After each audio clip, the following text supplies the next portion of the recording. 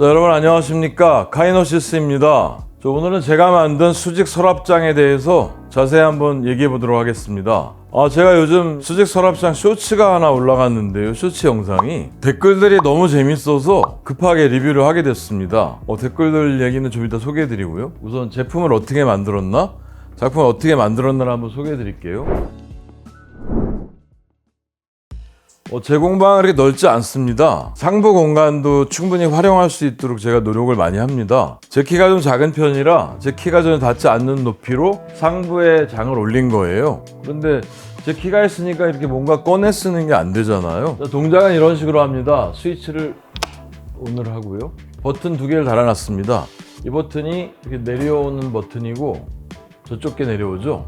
내려와서 제가 편안한 높이에서 뭔가 이렇게 물건을 꺼낼 수가 있는 거죠. 요 근래 제 공방 투어를 했던 미니카들도 담겨 있고, 여러 가지 소품들, 조명들이 담겨 있고요. 한쪽에는, 반대쪽에는 어떤 게 있냐면 제가 쓰는 지그들, 여러 가지를 담아놨어요. 내부는 이렇게 한 200mm 높이로 3칸을 만들었습니다. 그래서 소품들을 제가 보관할 수 있도록 했고요. 원래는 여기 비트들을 다 넣으려고 그랬어요. 제 비트들을 전부 다 보관하려고 그랬는데 비트가 제가 너무 많아가지고 여기 넘치더라고요. 그래서 비트를 못 넣고 지금은 간단한 소품들을 넣어놨는데 요긴하게 써질 수 있을 것 같습니다, 서랍장이. 반응이 너무 좋았습니다. 사실은 이 작품을 만들고 여러 가지 좋은 얘기 해주신 분들이 굉장히 많아요. 심지어는 몸이 좀 불편한 분들, 쓰기 좋겠다, 이런 장을 주방에 설치하면 좋겠다, 이런 얘기가 굉장히 많았고요. 주방에 달려있는 그 보조 장들이 보통 이렇게 생겼잖아요, 위쪽으로. 그래서 아래쪽으로 내려올 수 있도록 액추에이터 같은 걸 사용해서 만든 기성품들도 있긴 합니다. 근데 저는 얘를 공합 실린더를 사용해서 만들었어요. 제가 공합 실린더를 이용해서 이렇게 움직이는 것들을 많이 만들거든요.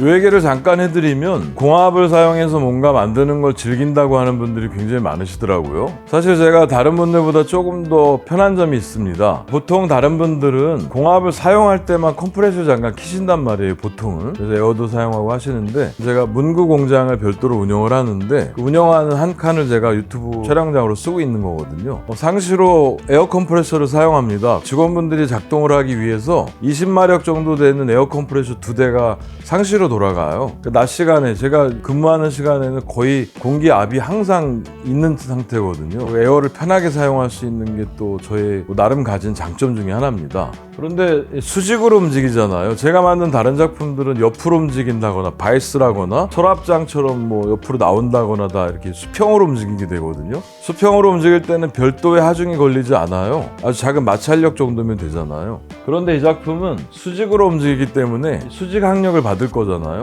중력에 의해서 서랍 자체 무게를 버티고도 내려오고 올라가야 된단 말이에요. 그래서 제가 별도로 뒤쪽에 보시면 스프링을 설치했습니다.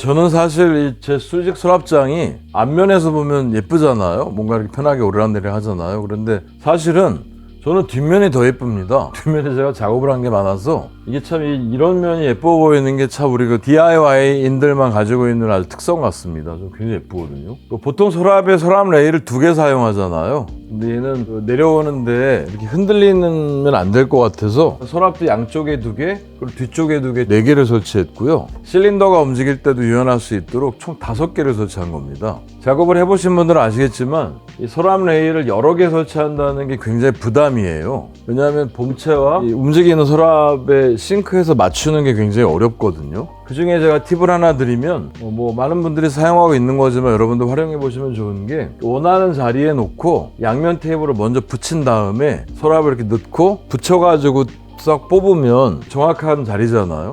이게 계산이라던가 직으로 정확하게 맞추기가 어렵습니다. 오히려 레일을 여러 개 설치해서 작업을 해야 되실 때는 양면 테이프를 사용하는 것도 굉장히 좋다는 얘기를 하나 드립니다. 그리고 아까 말씀드렸던 스프링이 보이죠? 이 스프링이 올라갈 때 좀 도움을 줘서 실린더에 부하가 가지 않도록, 덜 가도록 해주는 그런 역할을 하고요. 내부에 그 리미트 스위치가 달려 있어서 올라갈 때 스토퍼가 이렇게 딱 걸리게 돼 있거든요. 걸려서 만약에 전기가 끊어지거나 공압이 없어져도 서랍장이 내려오지 않도록 설계를 한 겁니다. 그런 생각이 들더라고요. 제가 스토퍼 설계를 안 했으면 아침에 올 때마다 이렇게 내려와 있겠구나. 아침에 출근했을 때 이렇게 내려와 있으면 뭔가 마음이 서운할 것 같더라고요. 그래서도 스토퍼를 설치했습니다. 안전 문제보다는 사실은 제가 미적인 문제가 더 많았던 거예요. 내려온다고 다치거나 하는 일은 아니거든요, 아니기는.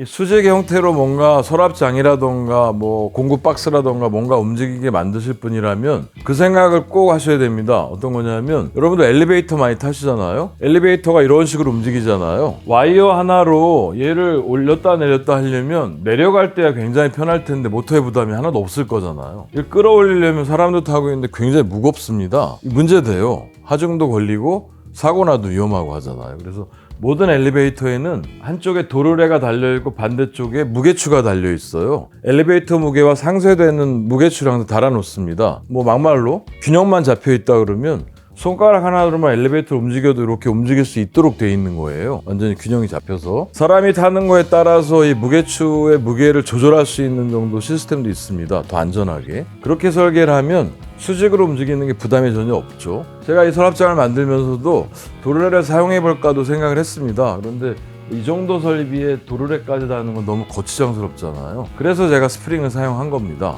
하중을 고르게 분산시킬 수 있도록 상하 운동에 대비해서. 보통 실린더들은 조절할 수 있는 버튼들이 여러 개가 있습니다. 이렇게 로드가 나오는 속도를 빠르게 나올 거냐 천천히 나올 거냐를 조절하게 되어 있습니다. 그걸 위해서는 실린더의 양쪽 끝에 그 조절 버튼이 달려있는 니플을 사용해야 됩니다. 속도 조절은 동작을 시작해서 마지막에 쓸 때 부드럽게 쓸 수 있도록 해주는 그런 기능이 또 있어요. 그 조합을 잘 이용하시면 올라가고 내려가는 속도를 충분히 조절할 수 있어요. 이렇게 올라갈 때 일정한 속도로 올라가고 있죠. 지금 올라가다가 마지막 이 부분에 이렇게 섰다가 착 당기는 게 보입니다. 이게 마지막 댐퍼 역할을 해주는 거예요. 공기압을 좀 닫아가지고 마지막 닿을 때 부드럽게 닿을 수 있도록 해주는 겁니다. 쓸 때도 마찬가지네요. 나와서 쿵 쓰는 게 아니고 내려왔다 마지막에 천천히 내려가면서 쓸 수 있도록. 하지만 이 댐핑 역할을 하는 부분은 실린더 자체에 장착되어 있습니다. 드라이버로 이렇게 조절하게 되어 있는데 그 부분을 잘 조절하면 방금처럼 마지막 닫힐 때 부드럽게 닫힐 수 있도록 할 수 있습니다. 제가 한 20kg에서 30kg 정도를 버틸 수 있게 만들었어요. 서랍장 자체의 무게도 있고 제품들의 무게도 있을 거잖아요. 얘가 내려가는 동안 스프링에 의해서 이렇게 늘어나면서 하중을 버티고 동작 자체는 실린더를 한다는 얘기죠. 실린더에 큰 부담이 가지 않는다는 얘기입니다. 물론 실린더도 40mm 직경짜리를 사용해서 힘이 충분합니다. 공합 실린더는 단면적과 크기를 계산하면 버틸 수 있는, 움직일 수 있는 하중이 나오거든요. 이 실린더 자체가 30kg이 사실은 넘어요. 충분한데 실린더에 무리가 갈까봐 별도로 스프링을 장착한 거죠. 자, 이쯤에서 한번 얘기를 해드려야 될까 싶은데 제가 아까 댓글 말씀드렸잖아요, 여러분. 이 댓글들 달아주신 분들 보면 쇼츠 영상에 야, 저는 처음에 유머인 줄 알았습니다. 유머인가? 이게 뭐지? 저를 놀리는 건가? 뭔지 몰랐어요. 뭘 몰랐냐 하면 제가 당연히 버튼을 눌러서 내려왔잖아요. 실린더라는 건 상하 반복 운동을 하잖아요. 이렇게 들어갔다 나갔다. 당연히 올라갈 거 아닙니까? 그 쇼츠 영상에 이제 서랍장을 보여주다 보니까 내려오는 씬만 찍은 거예요. 앞쪽에서도 내려오고 뒤쪽에서 내려오고 올라가는 걸 안 보여줬더라고요, 제가. 그래서 그 수많은 댓글이 어떻게 달렸냐면 스위치로 내리고 저녁마다 이렇게 올릴 거다. 너 힘들겠다. 이거 어떻게 올리냐 하면서 아니 강제로 올린다는 얘기가 정말 많이 달린 거예요. 깜짝 놀랐네요. 그런데 제 생각에는 쇼츠 영상을 거의 200만 분 이상이 보셨단 말이에요. 댓글은 이제 몇백 개가 달린 건데 그럼 뭐 10,000분의 1이잖아요. 또 재미 삼아도 쓰신 분들이 있을 거고 또 아니면 이해를 못해서 아마 그러신 분도 계신 것 같아요. 실린더는 당연히 왕복 운동을 합니다. 나갔다가 들어오고 나갔다가 들어오고. 제가 실린더로 내린 다음에 힘으로 올렸을 리는 절대 없잖아요. 뭐 6바 7바 정도 공기압이 걸려있기 때문에 제가 올리지도 못합니다. 사실은 버튼으로 올라갑니다. 당연히. 또 하나가 내부에 등이 있잖아요. 제가 내부에 등을 설치했습니다. 내부가 보일 수 있도록 일부러 여기를 판 거예요. 제가 이걸 판 이유가 여러 가지가 있었습니다. 이 부분을 또 문의하신 분들이 여러 분 계시기 때문에 왜 파냐 하면 서랍을 내렸을 때 저 내부가 들여다 보이도록 일부러 제가 설계를 한 거란 말이에요.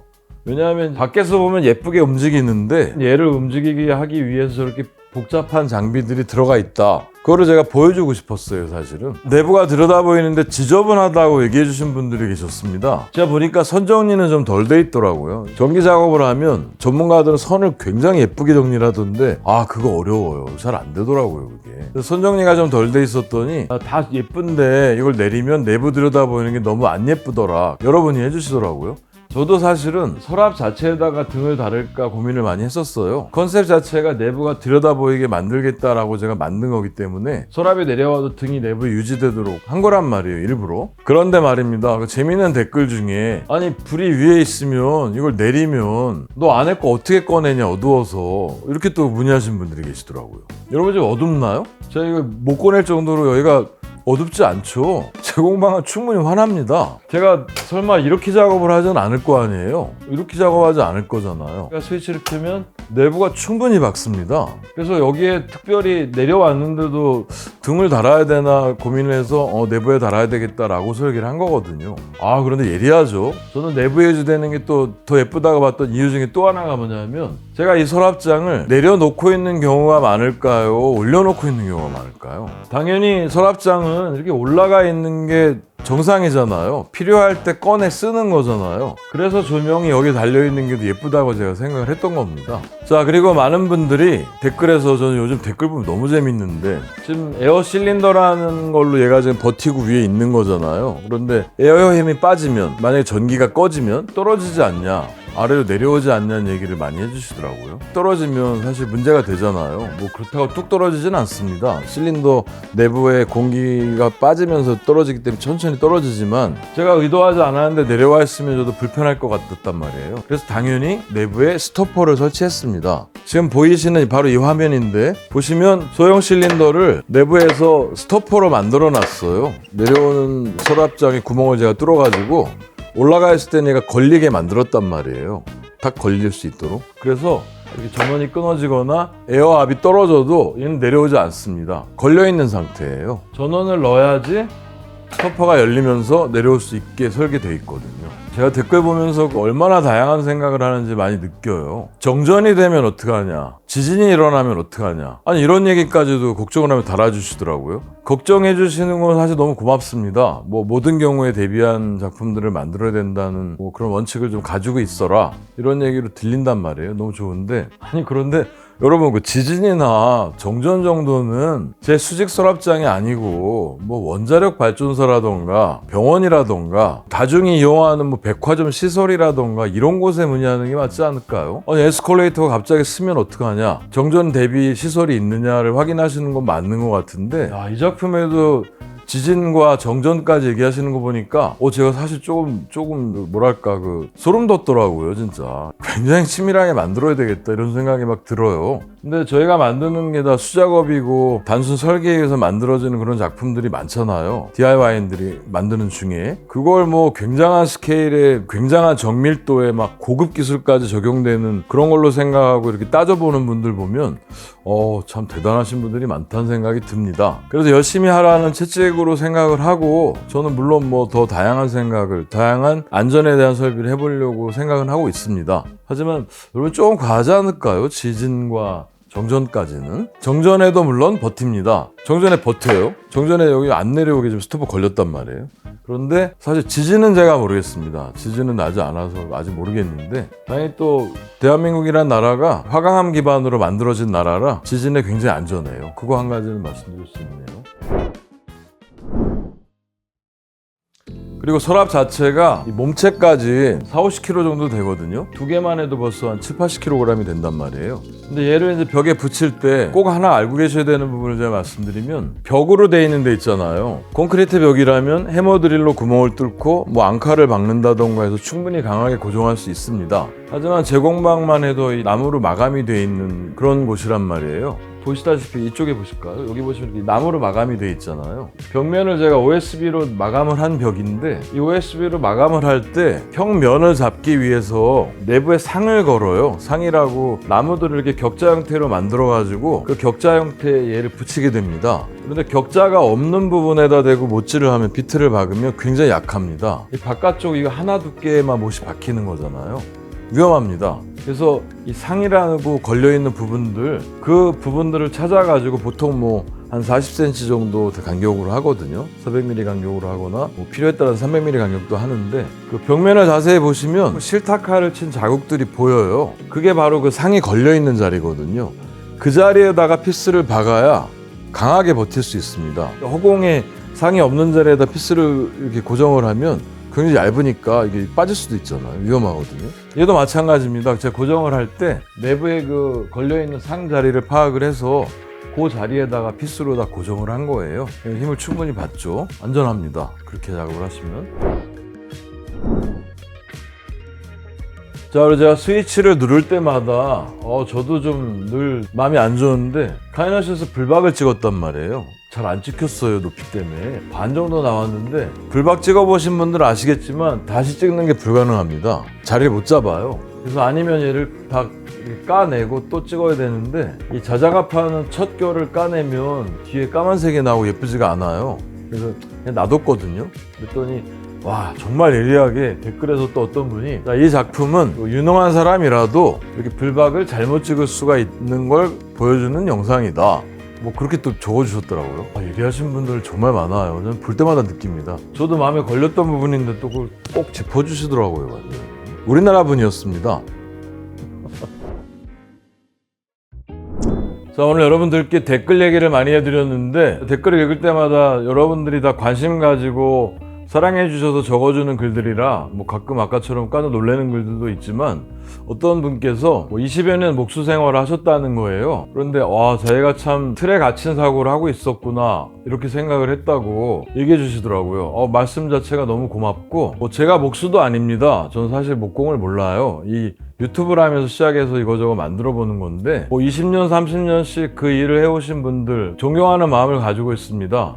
그 한 가지 일을 그렇게 오래 하신다는 게 얼마나 대단한 거예요. 스킬들도 많으실 거고 제가 하는 건 단지 이제 여러 가지 기술들 실린더라던가 액추에이터라던가 뭐라던가를 조합해서 조금 더 새로운 변형 정도를 만들어 보는 거지 제품 자체가 막 어디 내놔도 굉장히 아름다운 짜임새를 갖는 그런 제품은 아니잖아요. 그런 거는 당연히 여러분들이 훨씬 더 잘 만드실 수 있으리라 생각을 하고 단지 제가 이제 이렇게 저렇게 조합을 하거나 새로운 구상을 하거나 변형을 하거나 하는 부분들 그런 부분들이 여러분들께 작은 힌트가 되거나 도움이 된다면 저는 더없이 아주 행복할 것 같습니다. 또 한 분은 제 작품을 보시고 자기가 택시를 잘못한 것 같다. 다른 길로 가는 택시를 탄 거 아닌가 하는 생각을 하셨다고 하더라고요. 그 말씀도 너무 고맙죠. 아마 그분도 계속 일상적인 일을 하시다 보니까 새로운 생각을 좀 덜 하셨나 봐요. 이렇게 또 저런 생각을 하는구나 이렇게 말씀해 주신 거잖아요. 굉장히 고맙다는 말씀을 드립니다. 외국분들이 글을 좀 더 이렇게 예쁘게